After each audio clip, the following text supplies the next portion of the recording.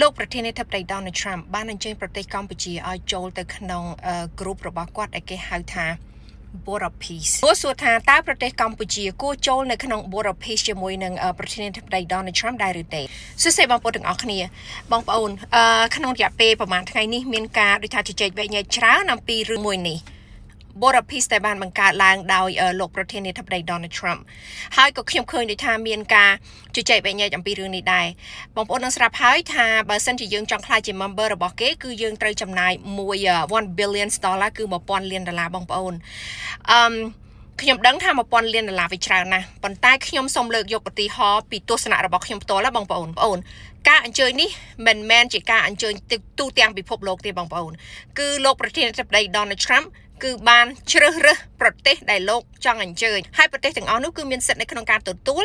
ឬក៏មិនទទួលដូចគ្នាណាបងប្អូនណាបច្ចុប្បន្នឥឡូវនេះប្រហែលជាមានប្រទេស35ប្រទេសរួចទៅហើយដែលបានដូចថា agree ចូលមួយនឹង Board of Peace member មួយនេះប្រទេសដែលខ្ញុំដឹងគឺថាប្រទេសវៀតណាមក៏បានឆ្លើយតបថា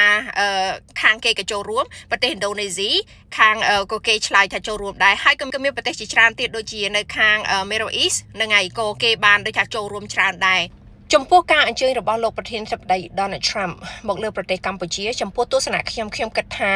គឺជារឿងមួយដែលចង្អុលបង្ហាញពីការទូតរបស់លោកឯកឧត្តមហ៊ុនម៉ាណែតដែលលោកបានដូចថាមានភាពវៃឆ្លាតនៅក្នុងការដែលលោកអាចប្រើទំនាក់ទំនងការទូតជាមួយនឹងលោកប្រធានាធិបតី Donald Trump បងប្អូននឹងស្រាប់ហើយថាលោកប្រធានាធិបតីគឺជាបុគ្គលម្នាក់ដែលលោកនិយាយលោកធ្វើលោកថាដូច្នោះហើយការដែលលោកសម្រេចចិត្តថាលោកអញ្ជើញប្រទេសកម្ពុជាឲ្យចូលទៅក្នុង member របស់លោកគិតថាវាជាកិត្តិយសមួយរបស់ប្រទេសកម្ពុជាមួយវិញទៀតបងប្អូនបើសិនយើងចូលទៅក្នុង group នេះបានវាគឺជាទំនាក់ទំនងមួយដែលចង្អុលបង្ហាញពិភពលោកដែលឲ្យគេឃើញអំពីប្រទេសកម្ពុជាដូចដដែលបងប្អូនខ្ញុំតែងតែធ្វើវីដេអូជាច្រើននិយាយថាប្រទេសភាគច្រើននៅក្នុងពិភពលោកគេអត់ស្គាល់ប្រទេសកម្ពុជាយើងទេក៏ប៉ុន្តែចំពោះបច្ចុប្បន្នឥឡូវនេះគេចាប់ផ្ដើមឮគេចាប់ផ្ដើមឃើញប្រទេសកម្ពុជាយើងហើយវាជាចំណុចមួយចំពោះទស្សនៈខ្ញុំគឺជាការផ្សព្វផ្សាយហើយបើសិនជាប្រទេសកម្ពុជាបានចូលទៅក្នុងដូចថា member របស់គេគឺយើងចូលជាសមាជិកហើយគឺថាទំនាក់ទំនងការទូតរបស់យើងគឺពិតជាមានភាពទូលំទូលាយបងប្អូនសហរដ្ឋអាមេរិកគឺជាប្រទេសមួយទូលំទូលាយហើយជាពិសេសលោកប្រធានាធិបតី Donald Trump លោកគឺមនុស្សម្នាក់ដែល background ចេញមកពីដូចថាការរស់ស៊ីសង្ឃឹមថាការទូតរបស់យើងមានទំនាក់ទំនងខ្លាំងហើយសង្ឃឹមថាយើងអាចដូចថាពង្រឹងនៅផ្លូវសេដ្ឋកិច្ចបើសិនជាយើងអាចធ្វើបានវាអាចជំរុញឲ្យសេដ្ឋកិច្ចកម្ពុជាយើងដូចថា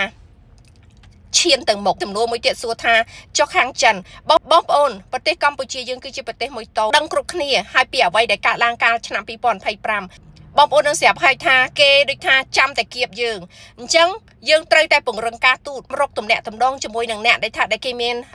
អំណាចរកអ្នកដែលមានអធិភាពដើម្បីជាអ្នកដែលយើងចាប់ដៃ